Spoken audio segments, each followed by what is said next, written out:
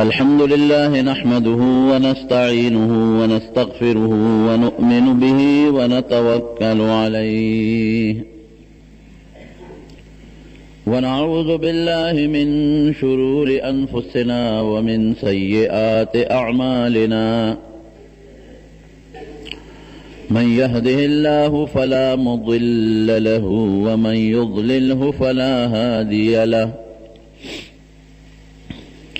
ونشهد أن لا إله إلا الله وحده لا شريك له ونشهد أن سيدنا وحبيبنا وشفيعنا وسندنا ورحمتنا ومولانا محمدا عبده ورسوله أما بعد فقد قال رسول الله صلى الله عليه وسلم الله الله في أصحابي لا تتخذوهم عرضا فمن أحبهم فبحبي أحبهم ومن أبغضهم فببغضي أبغضهم أو كما قال فنبي كريم صلى الله عليه وسلم اللہ پاک زمونږ او ستاسو د هدایت لپاره دنیا ته راولېږه او د قرآن شریف غوندې یو ډېره لویه رڼا والا ورکړه او هغه قرآن شریف نبی کریم صلی الله علیه وسلم چې څنګه ورته الله نازل کړی په هغه طریقه موږ ته راورسو او بیا د قرآن شریف چې کوم تفصیلات دي او د دین بیانات دي او د شریعت احکامات دي هغه موږ ته د نبی علیه السلام د سنتو په شکل کې را رسېدلی دي دا قرآن او دا سنت د نبی علیه السلام چې موږ ته د حضور پاک نه چا لومبي راغښتي دي هغې ته صحابه کرام وایي پیغمبر علیه السلام لومبي استاذ و د امت دپاره او صحابه کرام د امت لومبي شاګردان دي مثلا تاسو زمانه خبره واورئ او بیا هغه خبره بل چا ته رسوئ دغه رنګې صحابه له حضور پاک مبارک نه قرآن شریف زده که ځان یې وقف کړی و د قرآن د زده کړې دپاره او د پیغمبر علیه السلام چې کوم احادیث مبارک دي د هغې کوم سنن دي او د شریعت کوم طریقې دي هغه صحابه کرامو په خپل قالب کې راوستی یاد یې کړی عمل یې پرې وکړو او چې څنګه ورته نبي علیه السلام فرمایلي وو په هغه طریقې امت ته ورسول ظاهره خبره ده چې صحابه له په دین کې لوی حیثیت دی او یوازې دین رسول نه دی د نبی کریم صلی الله علیه وسلم پوره حفاظت دی یو حدیث پاک کی راضی نبی علیہ السلام فرمائی اصحابی کالنجوم زما صحابه دستورو پشان دی بأیه مقتدیتم اهتدیتم چې کم پس تاسو روان شوئ نو دا به تاسو جنت ته رسئ دا ستاسو د هدایت لارې دی هر یو صحابي ستوري چې څنګه اسمان پہ روخانه ښکاري دقه رنګې صحابه کرامو باندې مونږ ته د حضور پاک ښکلې عقیده ښکلې اعمال او اخلاق روښانه شو او ستوري چې دي پخوا چې به په دې کشتو کې د خلکو دریابي سفرونه کول او یا به په دې دشتو بیابانونو کې پیاده سفر کولې هغوی به د ستورو نه معلومات اخیستل وبالنجم هم یهتدون اوس خو دا خلکو سره آلات دي سینسي اسباب دي هغه زمانه کې دا سینسي آلات او اسباب نو د ستورو نه به اندازې اخیستې د ستورو په ذریعه به مقام ته رسېدل دقه رنګې صحابه کرام د ستورو په شان دي هغوی پسې چې مونږ اقتدا وکړو هغوی پسې روان شو نو مونږ به منزل مقصود ته رسېږو د ستورو یو بله فایده هم ده بخاری شریف کی راضی احادیث کی راضی کہ دا شیطانان بر اسمانونو ته خیجی او دا فرشتي چې د دنیا یو بل سره کومې خبرې کوي، باران به کېږي او زل به راځي او طوفان به راځي، الله تعالی د فرشتو ته څه ډیوټۍ واله کړې دی، یو بل سره د هغې بیان کوي. نو دا شیطانان کوشش کوي چې دا د هغې نه راغلا کړي، دا خبرې واوري.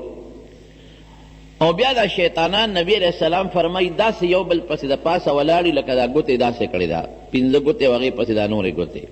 دقسې یو بل د پاسه ناست دي ځان رسولي، چې هغې کومه خبره کوي د سبا او د بله ورځ او د بله ورځ، نو دا بره شیطان ته هغه زده کړي، نو فورا یې د بل ته فورا لکه د کرنټ غوندې یو بل ته رسوي. الله څه چل کوي؟ د دې ستورو نه پسې الله شغلې را په مخه کړي، دا شیطانان پې ولي چې دا خبرې لاندې ونه رسي. نو کله خو دوی وسوځي په هغه شغله خبره لاندې را ونه رسي، او کله دوی دومره تیزۍ سره خبره لاندې را رسولي چې هغې وسوځي خو یو خبره نیمه لاندې رسولي، بیا ور دونه محنت کوي.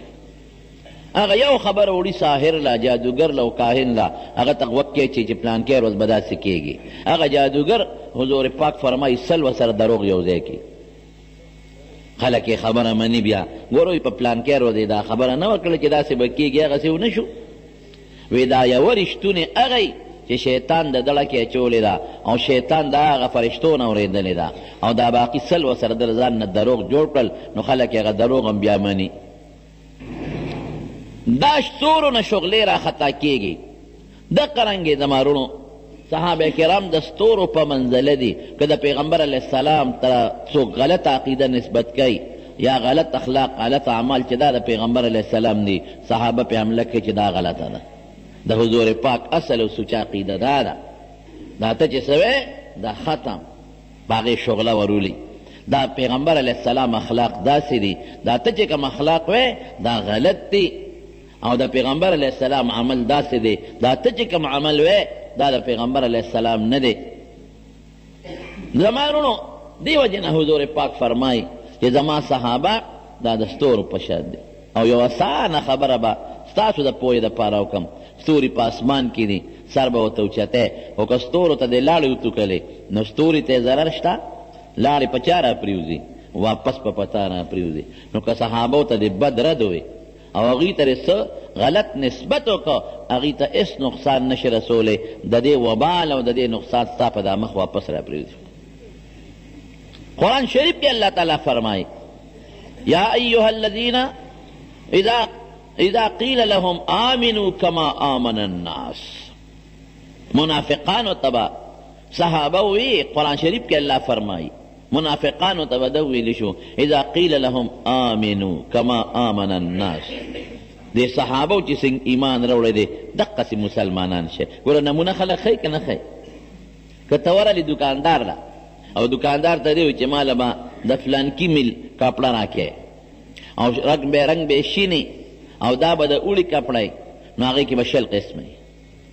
وایي چې خدای شین رنګ دی او د پلانکي میل ده او نری ده، نو دا خو دام ده او دام ده او دام د شین رنګ کې هم 100 قسمونه، نری کې هم 100 قسمونه، او د هغه میل کپړه کې هم 100 قسمونه. ممکن نه ده چې تا هغه خپل مقصد ته ورسېږې، خو که تا ځان سره نمونه وړې ده چې داسې راکړه، نو په اسانه به درته ووایي چې یا را سره شته واخله او یا نشته بل دوکاندار نه واخله. دقه رنګې زما وروڼو نبی کریم صلی الله علیه وسلم زمونږ د ټولو صحابو دپاره نمونه ده، او بیا د نبی علیه السلام نه پس د امت دپاره صحابه کرام نمونې دي. آمنو ایمان راوړی. ایمان څه شی دی؟ آمنتو بالله ورته ښایه، یاره عملي نمونه راته وښایه د چا په شان ایمان راوړو. کما آمن الناس، صحابه ته وګورئ چې د دوی څنګه ایمان و هغسې ایمان راوړی، دی ورته نمونه وښوله. اوس قصه اسانه شوه، دې صحابي ته ګور نه دا څنګه عقیده ده، لکه عمل دې څنګه دی، مونځ دې څنګه دی، روژه دې څنګه ده، او اخلاق دې څنګه دي. بس هغسې زه تاسو سره ځان برابروم. ولې؟ ځکه صحابي ځان د پیغمبر علیه السلام سره برابر کړی دی. وروڼو د خبرې خلاصه زما دا ده چې صحابه ډېر مقدس خلک دی، لوی صحابه. په امت کې د صحابو نه بهترین خلک بل څوک نه تیر شوي، دا اجماعي خبره ده. د ټولو نه د لوی درجې خاوند صحابي حضرت ابوبکر صدیق رضی الله عنه دی. پیغمبر علیه السلام لومبی د ده نه مخلق. کېنه کېنه خبره وره چغې مو. د ټولو نه لومبی چې په امت کې د لوی درجې خاوند په صحابو کې هغه حضرت ابوبکر صدیق رضی الله عنه دا د نبی علیہ السلام مبارک نږدې ملګری دی او په پیغمبر علیہ السلام باندې په بالغانو سړو کې لومړی د ایمان هم راوړی دی او د حضور پاک څخه مو کوم چې د نبی علیہ السلام کشره بیبي وه حضرت عایشه صدیقه رضی الله تعالی عنها او د حضور پاک سره غیر اختیاري محبت او مینه ډېره وه د هغې پلان او د پیغمبر علیہ السلام د هجرت ملګری او د حضور پاک د غار ملګری او چې نبی علیہ السلام یې لومبی نومخ لیده داخلي ابوبکر فی الجنه لومبی نومخ دیم نمبر د لوی مرتبې خاوند حضرت عمر فاروق رضی الله تعالی عنه دی پیغمبر علیہ السلام چې دویم نومخ لیده داخلي ابوبکر فی الجنه و عمر فی الجنه دریم نمبر نوم ورپسې د حضرت عثمان رضی الله عنه دی او څلورم نمبر نوم ورپسې د حضرت علی رضی الله عنه اخلي ابوبکر فی الجنه و عمر فی الجنه و عثمان فی الجنه و علی فی الجنه او بیا نور کسان دي شپږ کسان د عشره مبشره ورته ویل کېږي نبی علیہ السلام په یو مجلس کې ردي نوم اغشتی دی ځکه ورته عشره مبشره وایي صحابه ټول د جنت زیری پې شوی دی ټولو خو دا په یو مجلس کې نبی علیہ السلام د لسو صحابو نومونه اغشتی دي حضرت زبیر رضی الله عنه حضرت طلحه رضی الله عنه حضرت سعد رضی الله تعالی عنه او یو څو اکابر صحابه سره نور او دی پسې بیا نور څوک دي دی پسې هغه خلک دي چې بدر کې شریک شوي دي بدریې د بدر صحابه دا د ډېر لوی مرتبې خاوندان دي صرف د یو څو تاسو د نمونې دپاره وایم حضرت ابوبکر صدیق او حضرت عمر فاروق رضی الله عنه یو ځل حضور پاک جمعات ته را روانو ښي طرف ته ورسره حضرت ابوبکر صدیق او ګس طرف ته ورسره حضرت عمر فاروق رضی الله عنهما نو دا ښي طرف باندې حضرت ابوبکر ونیوه او په ګس لاس حضرت عمر ونیوه او صحابو ته څه وایي ور پیشنګویي ورکوي وی هکذا نبعث یوم القیامت وی قیامت په ورځ زموږ د قبرونو نه دقسې پاسو یو پیشنګویي شو دا یو به مې ښي طرف ته دا بل به مې ګس طرف ته دا څومره لویه خبره د صحابو دپاره بیبي عایشې صدیقې خوب لیدی نو پلار ته وایي حضرت ابوبکر صدیق ته وی بابا یو خوب مې ولید بچې څنګه خوب دی ولید وی یو سپومې مې ولیده اوچته شوه د اسمان دې نیمې ته ورسېدله او چې د اسمان دې میسته شوه نو ډېره زیاته رڼا وکړه ټول دنیا پې روښانه شوه او بیا هغه سپومۍ راتله د ما په دې غېږ کې را پرېوته بابا بیا مې بله سپومۍ ولیده هم دقسې اوچته شوه هغې هم ښه پوره رڼا وکړه او دې غېږ کې مې را پرېوته بابا ما بیا مې درېیمه سپومۍ ولیده هم دقسې اوچته شوه د اسمان دې منځ ته ورسېده او بیا مې دې غېږ کې را پرېوته د دې څه خوب تعبیر څه دی هغه ورته اړو غږونه شب پاتې شو خو چې نبی کریم صلی الله علیه وسلم وفات شو او د عایشې بیبي په کوټه کې دفن شو نو ورته څه وایي وی بچې وی هذه احد اقمارکې وی دا د هغه یوه سپومۍ وه چې ستا کوټه کې دفن شو او وی سترل وی نورې به مو وینې دوه اب هم درته معلومې شي نورې څوک وی یو حضرت ابوبکر صدیق او یو حضرت عمر فاروق رضی الله تعالی عنهم تمره لویه خبره یو مقام کې نبی کریم صلی الله علیه وسلم یو باغ کې ناست یو صحابي وی ما وی چې راشه نن به دا سعادت حاصلوم چې د پیغمبر علیه السلام خادمي به کوم دربان به یم د هغه په دروازه به ولاړ وی زه دروازه باندې ودرېدم وی دی کې حضرت ابوبکر صدیق راغی دروازې واله وی مې چې څوک یې وی ابوبکر یم ور لرکا وی ما وی علی رستک په اطمینان په قلار ودرېږه استأذن تاله اجازت غواړم د نبی علیه السلام ورلم حضور پاک ته مې وی د الله رسول ابوبکر اجازت غواړي وی اجازت هم ولا ورکو د جنت زیر هم ولا ورکه ما ول اجازت هم ورکو د جنت زیر هم ورکه وی چې رادن نشو لږ ساعت بیا واپس ور وډبېده اواز مې ورکه څوک یې وی عمر یم وی ما ودرېږه په قلعه اجازت ته غواړم حضور پاک ته مې عرض وکړه د الله رسول عمر اجازت غواړي وی اجازت هم ولا ورکه او د جنت زیر هم ولا ورکه اجازت پې هم ورکه او د جنت زیر هم ورکه وی لږ ساعت پس دوی رالل حضرت ابوبکر د کوی په غاړه کې داسې یو جور غوندې ځای وي دا برقه پکې ږدي پخوا په کویانو کې به داسې نبی علیہ السلام د کوی په هغه قف کې په هغه غاړه کې یو طرف ته کېناست ابوبکر صدیق ته یو خوا کېناست عمر ته بل خوا کېناست رضی الله عنهما ځای ډک شو وی دی کې بیا وروډمېد چې وروډمېد مې څوک یې وی عثمان یې ورلرکه ما یو درېږه اجازت ته غواړم رالم حضور پاک ته مې وی د الله رسول عثمان اجازت غواړم وی اجازت هم ورکه د جنت زیر م ورکه خو سره د شهادت نه د شهادت زیر م وله ورکه وی هغه ته مې د جنت زیر م ورکه اجازت مې م ورکه او د شهادت زیر مې م ورکه وی الله المستعان الله نه به مدد غواړم وی چې راغی هغه غاړه ډکه وه نو د کوی بلکل هغې ته مخامخ په کوی کې مخامخ ورته بل طرف ته کېناست دا راوي وی مې یو خپل اندازه واغشته چې حضور پاک او دا دوه صحابه په هغه کوی په هغه یو غاړه کې کېناستل ډکه شوه نور ځای خو پکې نشته عثمان ورته مخامخ کېناست د دې دا معلومات دي چې دا دواړه صحابه به نبي علیه السلام سره په یو کوټه کې ښخېږي او عثمان به ورته مخامخ په مقبره کې ښخېږي همغسې وشوه څومره مبارک خلک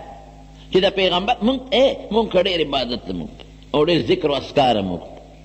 او مونږ ډېرې روجې مو نیسو او ډېرې صدقې مو کو او د دنیا نیکۍ مو کو د جنت ګرنټي شته نشته هېڅ پته نشته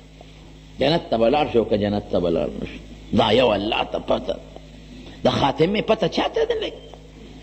حضور پاک فرمایي وی ډېر کله ته د یو انسان او د جنت په منځ کې به یو لیش مزل یو لیش دا یو لیش مزل څه شی دی نیم قدم هم نه دی لیکن داسې کار به تیو شي چې دی به د ایمان نه خلاص شي او د دقه جنت په دی به دوزخ ته لاړ شي قسم دی ویارېږم یا خدای رحم را باندې وکړي خو ډېر کله ته به د یو انسان او د دوزخ په منځ کې یو لیش مزلي یو لیش معمولي غوندې دقت غواړي نیم قدم نم لګ دی داسې کار به تیو شي چې د دوزخ په ځای به جنت ته لاړ شي دی به مسلمان شي خدای به جنت ته بولي د دواړو مثال دله درکړم په دمشق کې یو جامع مسجد کې یو سړی اذانونه به وي مؤذن نو هغه لوی جومات و ده چې به اذان وي په منارې سر ته به ختم اوس خو لوډ سپیکرې دي هغه زمانه کې لوډ سپیکرې نه وي سر ته به وخته او بانګ به وي نو زمونږ د دین مسله داسې ده که یو سړی بره په مناره کې په کوټه کې دننه بانګ وی نو حی علی الصلاة او حی علی الفلاح دپاره د منارې د کړکۍ نه سر بار رستی شي خیر دی که د قبلې نه مخ د حی علی الصلاة کې بل طرف ته شو چې خلکو ته آواز ورسي یا حی علی الفلاح دپاره اخوا شو کړکۍ نه سر وویسته چې خلکو ته آواز ورسي بوډا سپین ږیری سړی دی مشر ټول عمر یې بانګونه ویلي دي بانګ ورې ډېر لوی عمل دی رونو نبی کریم صلی الله علیه وسلم فرمائے وی چې چا اوه کاله بانګونه وی من اذن 7 سنین محتسبا اوه کاله بانګونه وی خو صرف د الله د رضا دپاره د بانګي کار خو همدغه چې مانه الله رضا شي کوي د ریا دپاره نه کوي یا منافق نه دی چې د څه مقصد دپاره کوي خالص د الله د رضا دپاره اوه کاله بانګونه وی کتب الله له براءة من النار دی به خدای د اور نه بري کي خلق منستنه بلی د یو مؤذن بانګي په بانګ چې څومره خلق منزل رالل د دې منځګزارو چې څومره ثواب کېږي دومره ثواب د دې بانګي مسره کېږي او نبی علیه السلام ورته دعا کړې ده اللهم ارشد الائمه او واغفر للمؤذنین خدایا امامان چې خلکو ته منځونه کوي دې ته نیغې لارې برابر کړي قوم به پسې روان دی چې دې په نیغه لارې چې قوم هم په نیغه لارې کړي واغفر للمؤذنین او خدای چې څوک بانګونه وایي دا وبخي دا دعا ورته نبی علیه السلام کړې ده مؤذنینو له او حدیث پاک کې راځي چې څوک بانګ وایي د ده دا اواز چې څومره کاڼي بوټي اوري قیامت په ورځ به له د الله په دربار کې ګوۍ کوي دومره لویه خبره شوه دا اوس بوډا سپین ږیری دی دا شپېته کاله 50 کاله او یا کاله د بانګونه وي یو شان ریګ ولر بنارې ته خېجي او بانګونه وي و یو ځل چې بانګ وي چې حی علی الفلاح پسې سنګ د کړکۍ نه مخ وویسته نو په دې جومات خوا کې د یو یهودي کور هلته عیسایان هم اوسېدل او یهودیان هم اوسېدل نو د یهودي کور کې یو جینۍ باندې نظر پرېوت چې په جینۍ نظر پرېوته نو د سړي پړه کې ورته وسوسه پیدا شو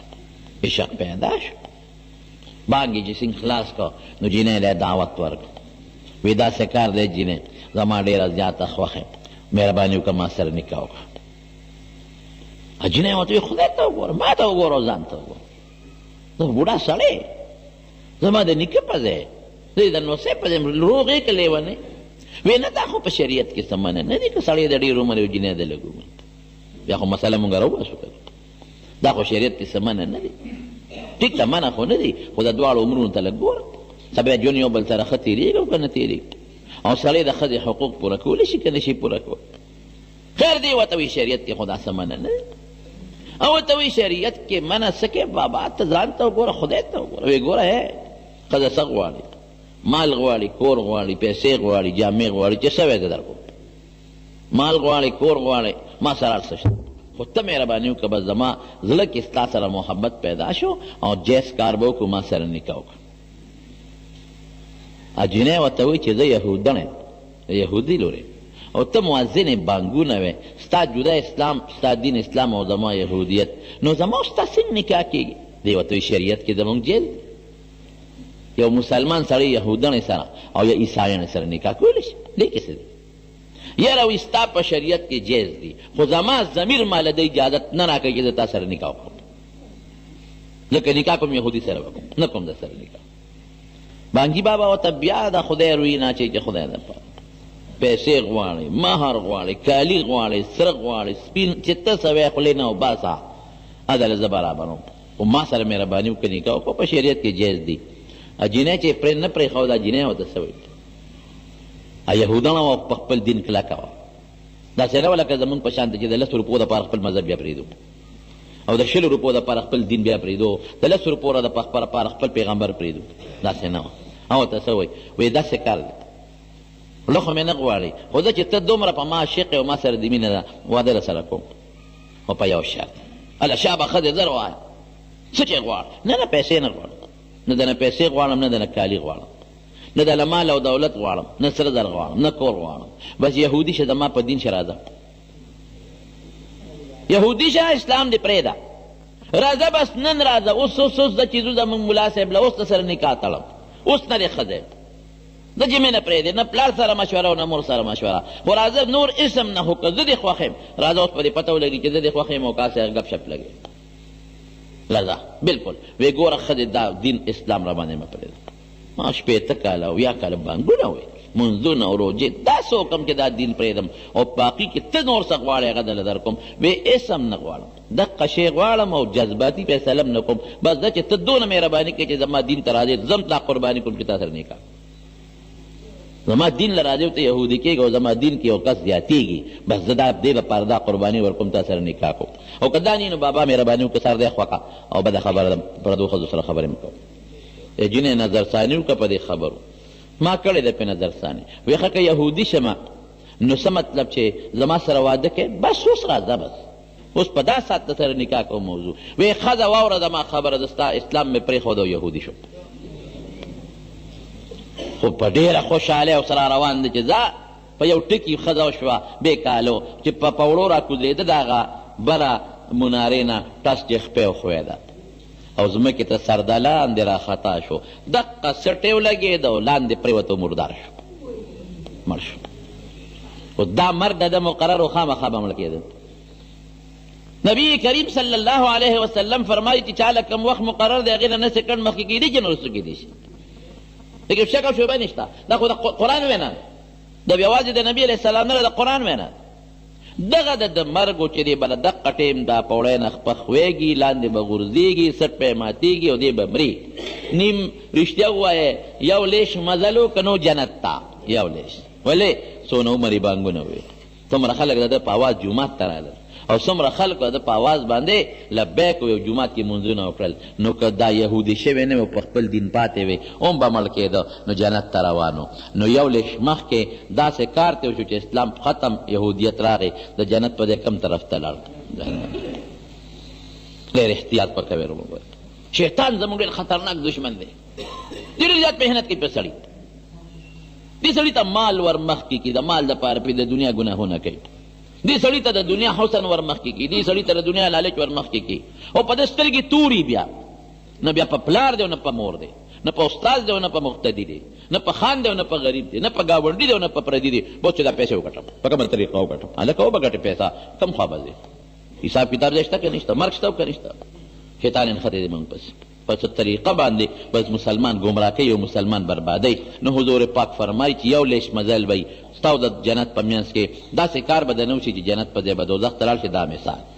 او دویم مور وی د بعض انسان او د دوزخ په منځ کې به یو لیش مزلي او داسې کار به تېر شي چې دوزخ په ځای به پاتې شي او جنت ته به لاړ شي. نبی علیه السلام یو صحابي یو کس راغی یو جهاد کې چې راغی د الله رسوله د خو کافر یم مسلمانېږم څه به کوم مسلمان شو. نو بس دغه صحابه لګیا دي جهاد کوي ته به مو کوې. وی که جهاد مې وکړم مخ په مخ او مړ شم بیا به څه کېږي؟ وی جنت ته به ځې. وی ښه که زه مړ شم جنت ته به ځم؟ وی او. وی ښه کلمه راته ښایه کلمه شهادت وی الله مسلمان کړ او چې مسلمان یې که توره یې واغېشته یو څو قدمه نوتلې چې شهید شو. ګوره دغه ولا مقرره وه.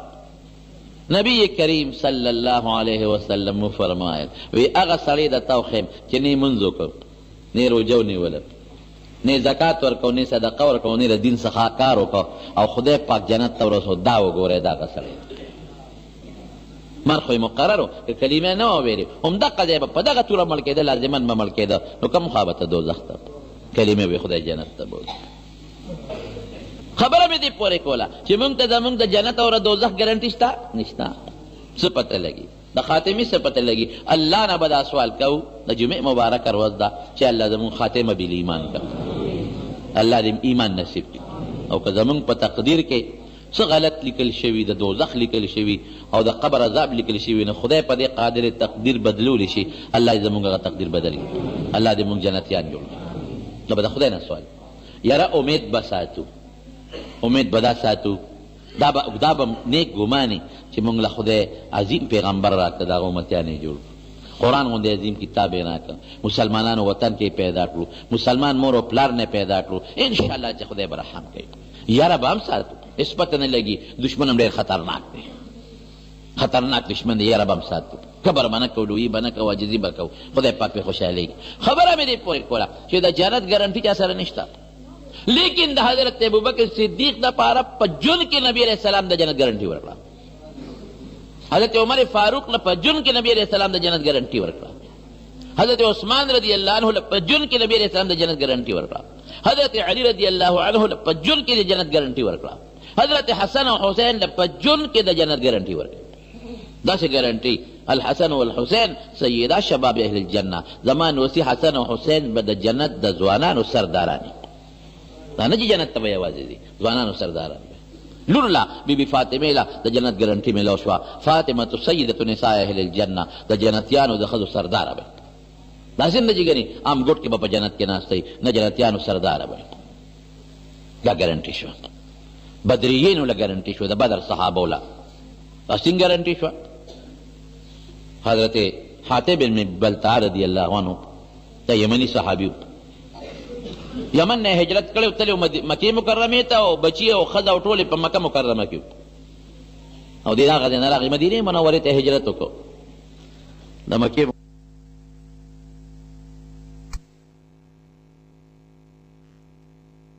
نهږي خبره داسې طریقې سره به یې خبره کوله چې صحابه ور باندې پویم شي نږدې او څوک عام خلک پې پویم نه شي. مکې مکرمې طرف ته نبي علیه السلام د فتح اراده وکړه. د حاتب رضی الله عنه خبر شو چې خبر شو نو دی یو ښځې له خط ورکړه.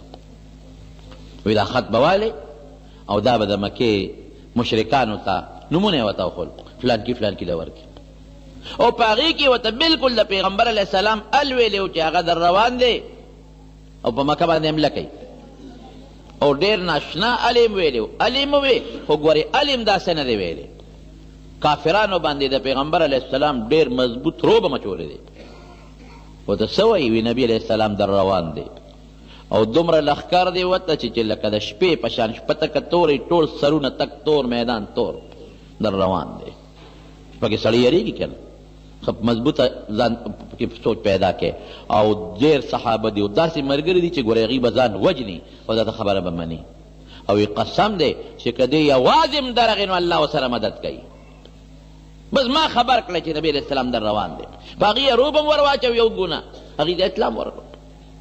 نبی کریم صلی الله علیه وسلم ته جبرئیل علیہ السلام را خبرې کو الله خبر کو چې خبرې کو درې صحابه حضرت زبیر رضی الله عنه، حضرت مقداد رضی الله عنه، حضرت علی رضی الله عنه، هغې ته ویې لاړ شئ روضه خاخ یوه علاقه ده، هلته به یو توره ښځه روانه دا دا نمونه شکل دی، هغې سره یو خط دی، خط یې راوړی مال شابه دا صحابه وسونه وزغلول چې ویې زغلول دا ښځه یې را لاندې کړه په مقه ځای کې یې را لاندې کړه چې کوم ځای ورته حضور پاک ښودلی وی اخرجي الکتاب خط راوباسه او ما معي کتاب ما ته خط نشته خط نشته نه دی راواپس شو بیا یو بل ته وایي چې یاره خبره کوو ښځه هغه ده که نه ده چې موږ ته پیغمبر صاحب کومه نقشه ښودلې یو مغه ده چې ښځه هغه ده نو حضور پاک خو دروغ نه و دې سره خط شته یو دمکي ورکوو داسې نه چې ګنې قصدن یې بربنډوله خو دمکي وله ورکوله وی یا به خط راوباسئ او که خط نه راوباسئ نو جامې نه راوباسو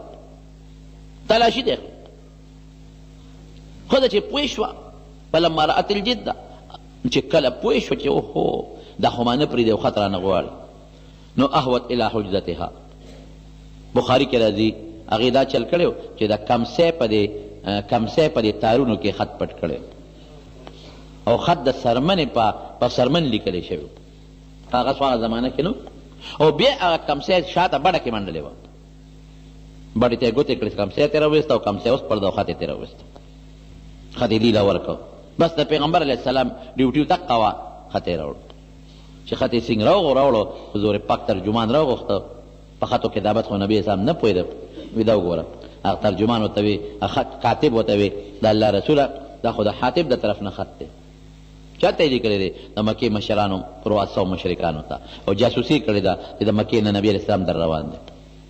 که دا خط رسېدلی وي مکې ته څومره نقصان به شوي د دنیا کافر به راغونډ شوي مقابل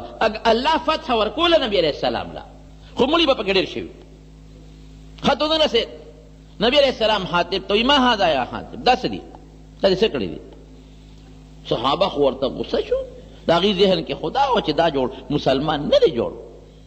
دا جاسوسي چې کوي دا خو داسې خو نشي کېدی بس حضرت عمر فاروق رضی الله عنه تورې لټس ورکړ دعني لاضرب عنقه الله رسوله پرېږده دا سړی ما ته چې دا سټ دی ووایه انه قد خان الله ورسوله خدای او رسول سره ټګي وکړه د رسول راز پاش کول خو د خدای راز پاش کول دی پیغمبر خو چې څه کوي د الله په مشبه حکم یې کوي پرېږده او پرېږده مې نه نبی کریم صلی الله علیه وسلم وی تلک صبر وکړه حاتب څه وایي وی صاحب اول زما واورئ بیا وایه څه دې کړي دي وی د الله رسوله ستا چې څومره صحابه دي نو چا سره ښځې بچي دلته دي او که د چا ښځې بچي په مکه کې دي نو قوم یې شته د هغې قوم په وجه د هغه بال بچه او ښځې او مالونه بچ دي څوک ورته غږ نشي کولی او زه د باره راغلی نه یمن نه او زما ښځې بچي دي په مکه کې او مال مې دی نو زه ویرېدم چې هسې نه د مکې خلک خبر شي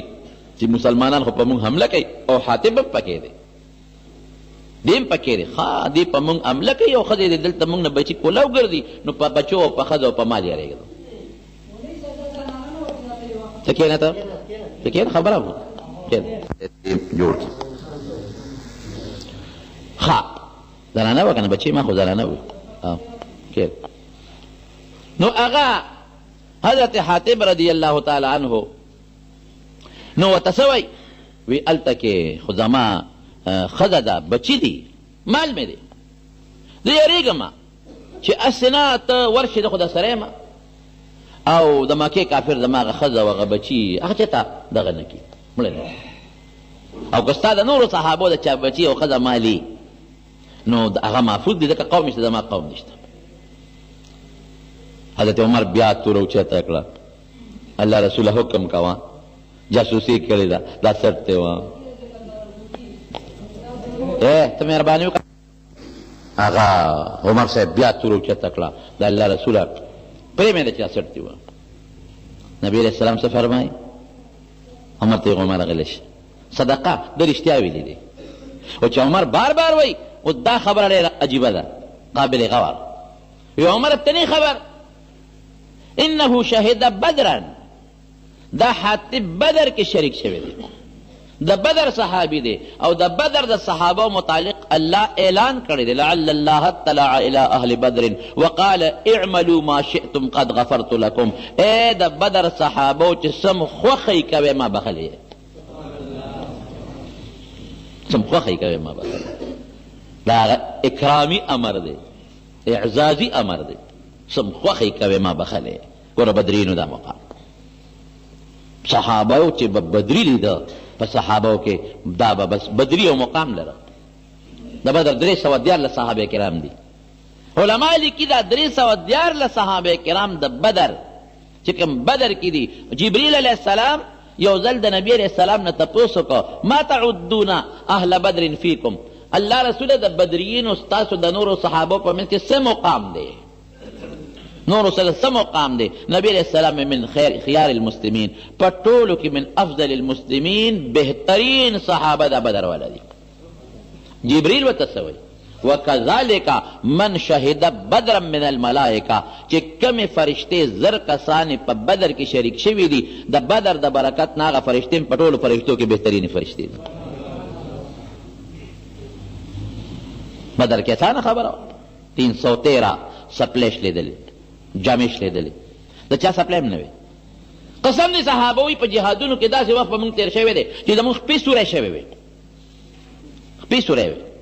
نو موږ به په خپو پټۍ تړلې، داسې ژوند تېر شوی دی. پیاده به روان، کمیسونه د چا نشته، بلکل نشته، د چا صرف لنګ دی د پرتوګ په دی، چا سپلی نشته. او 8 تورې دي، 8 تورې په بدر کې مخامخ زر تورې دي، زر تورې دی خو 8 تورې. 2 آسونه دي او د دشمن سره 200 آسونه دي.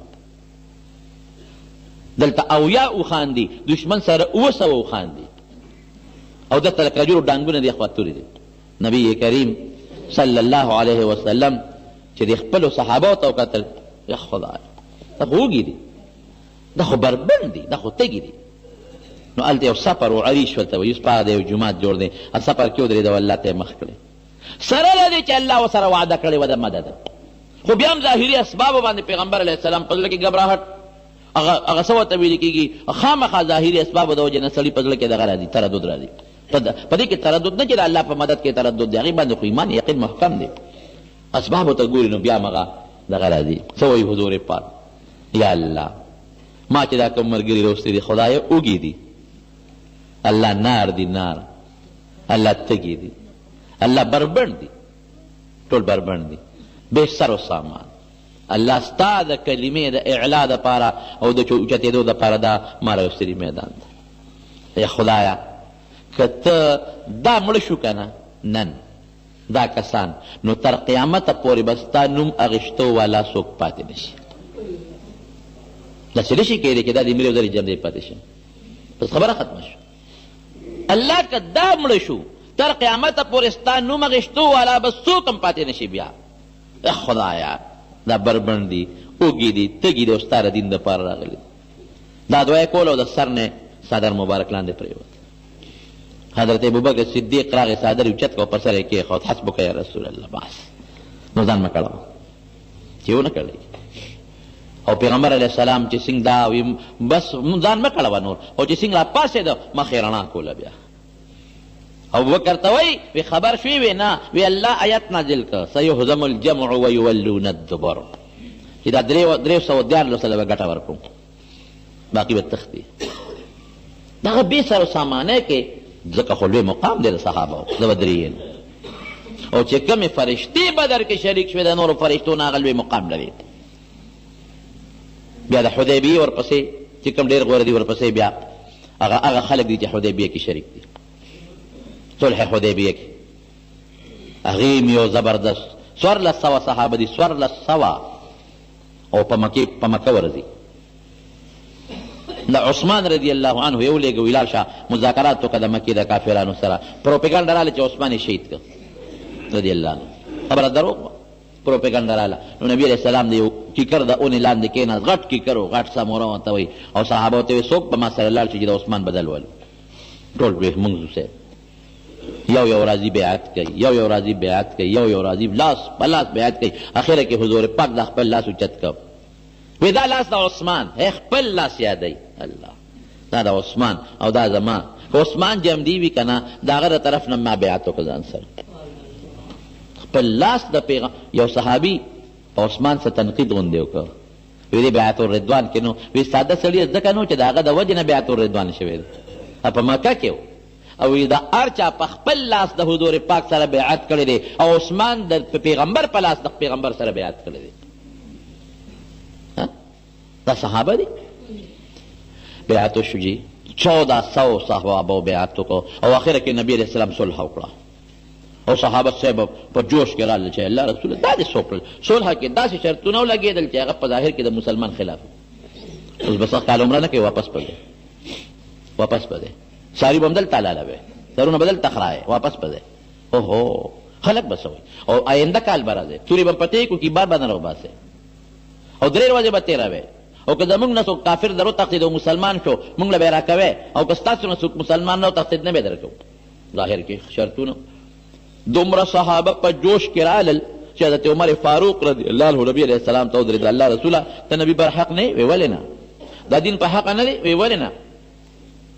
تا مونږ ته نه ویلي چې عمره به کوو بلکل مې ویلو ولې واپس وځو ما تا ته سخت کال ویلو چې سخت کال به کوو او به کوو که وی دې شرطونو کې خو زمونږ ظاهر کې صاحب نقصان دی وی عمر ما ته چې څه الله وی زاغه کو الله وی جوړه وکړو لال حضرت ابوبکر صدیق لا جوش کې دي غصه دي صحابه غصه دي ابوبکر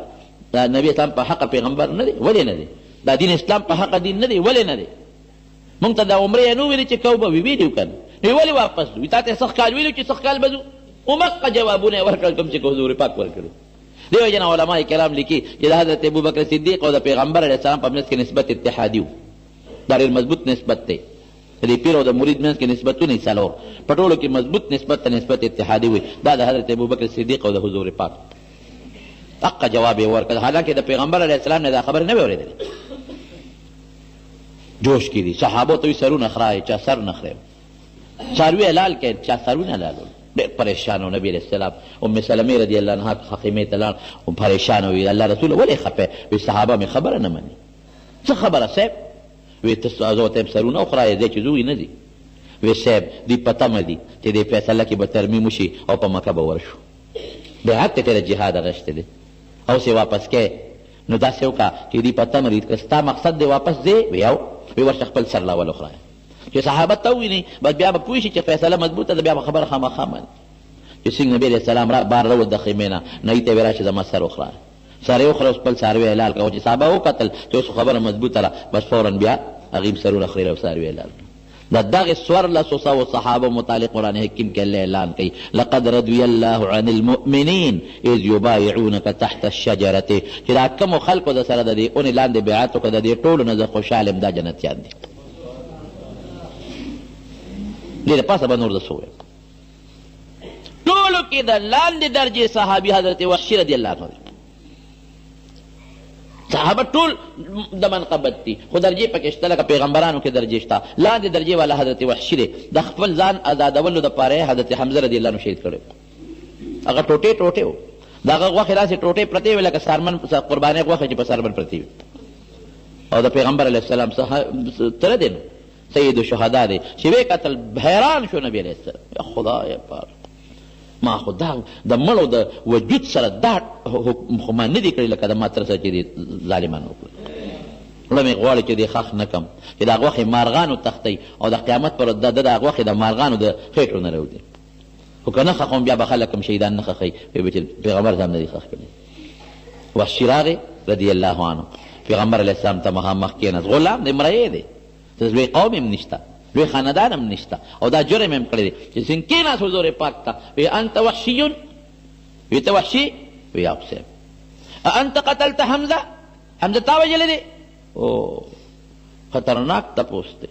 که داسې وي چې نه خو دروغ وکړي راځي که وایي چې او دا خو ډېر غټه بېادبي راځي انت قتلت حمزه حمزه تا وژلی دی او ته څه وایي قد یا الله رسوله قد كان من الامر ما بلغك قد كان من الامر ما بلغك صاحب چې تا ته کوم خبر رسېدلی دی ټیک دی نور یې ونه چې او وی سب سره راغلی وی ایمان راوړم مسلمان یې وی ته دا طاقت لرلی چې ما نه مخ بل غیب کې چېته جهاد د دې ولېږم تا ته ګورم ما ته د هغه خپل تر هغه غوښې ټوټې یادېږي، غوښې ډېرې راته یادېږي. تا ته ګورم زړه مې خفه کېږي. اسلام د قبول هر څه ختم بلکل قبلېږي، خو دا طاقت لرې ویو صاحب وی ښه د اسلام د قبول شو، د حمزه هغه هر څه درته معاف شو، هر څه معاف. ځه جهاد له هم تکړه سړی وي، دی لاړم توره یې واغېسته لاړ، او هغه د لاس نه خدای یو مضبوط کافر مسیلمة الکذاب چې د پیغمبر یې دعوی کړې وه، هغه د هغه د لاسه مردار شو. ځه وی کار وشو، وی کار وشو، وی که یو خوا کافرم او په هغې حالت کې زما د لاس نه یو عظیم الشان شخصیت شهید شوی دی، خو چې مسلمان شوم د لاسه مې د پیغمبر یو لوی دشمن مردار شو. دغه وحشي کې په صحابو کې د لاندې مرتبې خاوند دی. د امت په دې خبره اجماع ده، اتفاق دی که دا ټول عالمان او نیکان او صالحان او بزرگان او د حدیث او استادان او تفسیر دا ټول یو ځای کې، دا ټول قسم دی که د خدای په نزد د وحشي رضی الله عنه د خپې ګرد ته مرسېږي. ولې صحابي دی، په دغه سینو یې د پیغمبر علیه السلام نه تورې تنبولې دي، په دغه لاسونو یې د پیغمبر علیه السلام نه غشي تنبولې دي، بچی ته قربان کړي دي. ښځه راله ښځه زنانه او حضور پاک جهاد دته وی صاحب ټوله شپه نه جړلې دي. ولې؟ وی ته جهاد له ځې او زما د خاندان څوک شته نه چې د سره ولېږم. ولې څوک ستا نشته؟ پلار مې سره فلانکي جهاد کې شهید شوی دی، خاوند مې فلانکي کې شهید شوی دی، زوی مې فلانکي کې شهید شوی دی، ورور مې فلانکي کې شهید شوی دی، څوک شته نه چې د سره ولېږم. غلی شو نبي علیه السلام. یو ماشوم بچی وي دا مې راوړی دا ځان سره یوسه، په ده څه وکړم؟ دیو خبر هم نشي کولی، پی خوري ستا. وی دا یو صحابي له ورکه که په تاسو غزار کوي ډال غوندې به ورته دا مخکې نیسي دی مړ شي، خو چې ته بچ شې. ووایه که نه رښتیا ووایه، د دنیا بل څوک به داسې وکړي؟ پیدا کړي څوک که نه؟ صحابو چې څه کړي، ښځو چې څه کړي دي، ماشومانو چې څه کړي دي، قسم په خدای واړه ماشومان به تل جهاد لوي نه مزه، ته عمر کم دی. وی صاحب هغه پلانکې چې دی پرېښوده، اخو زمانه تکړه نه دی، په کبډي راوله، که مې رو پرده ما هم پرېږده، که یې رو پرده بیا نه ده. داسې شو ښځې قربان کړي، بچي قربان کړل، مالونه یې قربان کړل، پلاران یې قربان کړل، لونه یې قربان کړل. دا صحابه مقام. ځکه خو نبی کریم صلی الله علیه وسلم فرمایي لا تسبوا اصحابي، ای خلکو زما صحابو ته کنځل مه کوئ. فلو ان احدکم انفق مثل احد ذهبا، په تاسو کې یو کس د احد د غر عمره سره در خیرات کی، ما بلغ مد احدهم، د هغې چټاکې او نیم پاو ته هم نه رسېږي. الله الله فی اصحابي، خدای نه ویریږئ. الله څومره عجیب الفاظ دي. خدای نه ویریږئ، خدای نه ویریږئ، او زما ملګرو ته بد رد مه وایئ. فمن احبه، که چا دوی سره مینه وکړه ما د وجې ورسره وکړه، زه یې خوښ یم نو زما ملګري یې خوښ دي. که چا دوی سره بغض وکړه ما د وجې نه وکړه، ځکه زه بدي شم ځکه زما ملګري بدي شي. یو خبر به ستا ذهن کې راځي، لکه دوی چې یو بل سره باندې صحابو سره اختلافات راغلي دي، نو چې اختلاف راغی زما پکې څه دي؟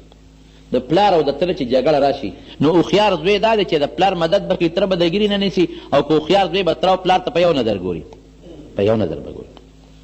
بابا ته دا مې تره دی خو ستا ورور دی، سبا به یو یې، زما سره تا ته یو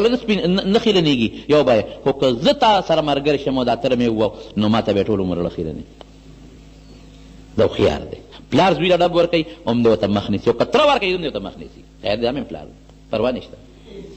په بدو ونه اړئ. صحابه چې دي ټول خپل منځ کې ګلونه دي، چې څه کوي به ماله څه کاري چې زه پکې بدې ویم. یو مثال به درکړم، قرآن شریف دلته په تخت کې پروت دی، که د هغې د پاسه بل قرآن کې دی بې ادبي ده؟ نه. او که د هغې د پاسه بل قرآن کې خود بې ادبي ده، او که د پاسه بل کتاب کې خود بې ادبي ده. هغه صحابه د هغې پیش او کارې پیش،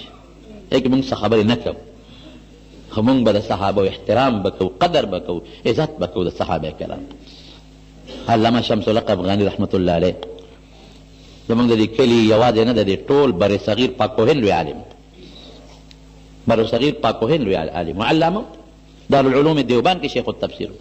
یو ځل ته چا تپوس وکړو، وایي حضرت علي صاحب په حق او که حضرت معاویه صاحب؟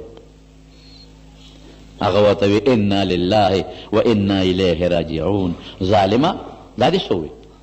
وایي ما نه دې جج جوړ کړه، جج فیصله په ما کې، فیصله چې څوک کوي هغه ته جج وایي. او حضرت علی او حضرت معاویه دې راته یو مدعي کو، بل دې راته مدعا علیه که د عدالت په کوټه کې دې راته ودرول. زه دومره لوی سړی یم چې زه به د هغې منځ کې فیصلې کوم چې کوم په حقه دی؟ روغ یې کړې ونې. نو صحابو کې به ګوتې نه وه، بس ټول صحابه زمونږ جلیل القدر استی دی دغه دین مونږ ته د حضور پاک نه غیره رسولی دی که دا مونږ هم قرآن وایو مونږ پیغمبر علیه السلام په خپله نه دی لیدلی تاسو ته عالمانو ویلي عالمانو ته د هغې استادان هغې ته د هغې استادان هغې ته صحابه وو دا ورپسې او که دا مبارک احادیث دي مونږ ته خپلو سردان هغې ته خپلو هغې ته خپلو هغې ته خپلو دا ورپسې هغې ته صحابه وو صحابه نبي علیه السلام نو ځکه نبي علیه السلام فرمایي چې د دې به قدر کوئ عزت به کوئ احترام به کوئ دا زما مینه ده او که ما سره چا بغضي بیا زما ملګرو سره کوي خلک به ملګري خفه کېږي که نه خفه کېږي نو حضور پاک په خپلو ملګرو خفه کېږي دعا وکړئ رب العالمینه زموږ په حال رحم وکړي او د صحابو سره م الله په قبر کې او په آخرت کې ملګري کړي د نبي علیه السلام ملګرتیا م نصیبه کړي د فتنو آفاتو بلیاتو نه پام نه من کې وساتي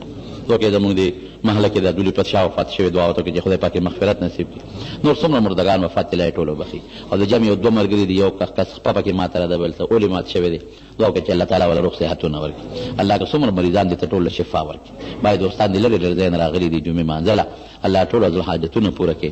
څوک بیماران په کورونو کې شفا وله ورکړي موږ د فتنو د مصیبتونو په امن کې وساتي او د حضور پاک امت خدای په یو دین او په یو نقطه او په یو قرآن متفق کړي اختلافات د امت په منځ کې الله ختم کړي د زړونو نه یو بل سره بغضونه او حسدونه ختم کړي خدای پاک زموږ روغ صحتونه او روغ ایمان نصیب کړي اخر وخت کې په خپل دا کلمه نصیب کړي لا اله الا الله